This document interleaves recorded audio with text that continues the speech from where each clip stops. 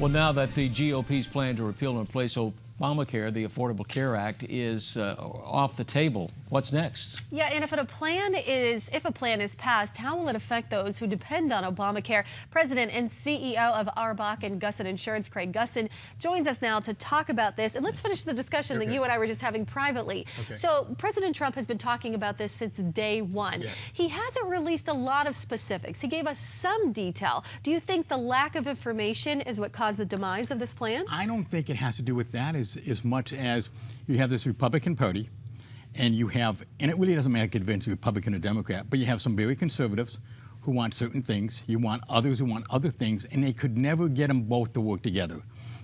That was the part that was impossible to accomplish. So, the example I always use is imagine having a wheelbarrow full of frogs. To take a picture, you put them all in, you're about to take a picture, one jumps out. Then you put it back in another one. That's what happened, and that's what you saw today when I was listening to the person you interviewed in Washington, D.C. They could never get everybody to agree on anything to make it work and go to the next step. And I do think the president's going to have to take a step back and figure out how to slowly get it done. And I think it's just was more than they ever realized. I think the president made a really good comment weeks ago. He didn't realize how difficult and how big the health insurance is. And that's the problem that he ran into. And no matter which way he turned, somebody was against it. And he needed so many votes to make it pass. And it was impossible to do with everybody wanting certain things. And that's where we're at today. I think it's a shock to a lot of people. Yeah. We had a reporter on earlier from CNN, and she said obviously the Democrats are celebrating, but the bottom line is Obamacare is still in place, and there's not much room to celebrate if that stays in place, is there? And I would tell you, a month ago I was in Washington, D.C., and it was a very positive environment. First time in years that I've been there, they were so positive. Everybody on both sides of the aisle were really happy that we were going to do something.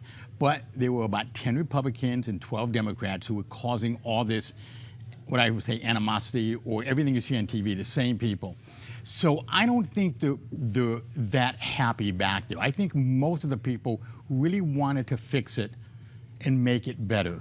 And I still think they want to. And they got to figure out a way to do it because, as a president, everybody has said, it's not going to get better, it's going to get worse. And it's going to get to a point where in the next 12 to 18 months, as all these legislators start to think about being reelected and health insurance rates skyrocket worse than they are today, that they're really going to say we need to do something. Now, we're lucky in California because we're a state-run plan. We've done everything right. So really, California is not really going to be affected by everything going on. But you're also right that it's the law. You got to have health insurance or you're going to pay a penalty. Nothing's really changed. We were hoping changes would come out that would allow you to offer more plans. That, to me, was the biggest issue we ran into. How can we offer more people more plans? I always say when you're driving down the freeway and you look at all the cars, everyone is a different kind of car, different color. People like choices. We only have 4 choices out there right now: platinum, gold, silver, bronze. Not many people buy platinum, not many people buy bronze.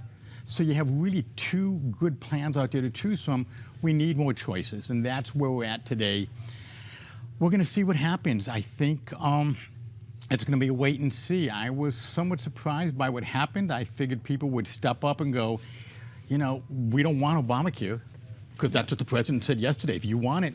So I think we're going to see changes. And I don't think a lot of the Democrats are really happy either. And I think behind the scenes, hopefully, change will be made for the better and just make it a better plan and give people more choices, more options. And, we're going to see what happens. But maybe next time around we'll see some bipartisan support, too.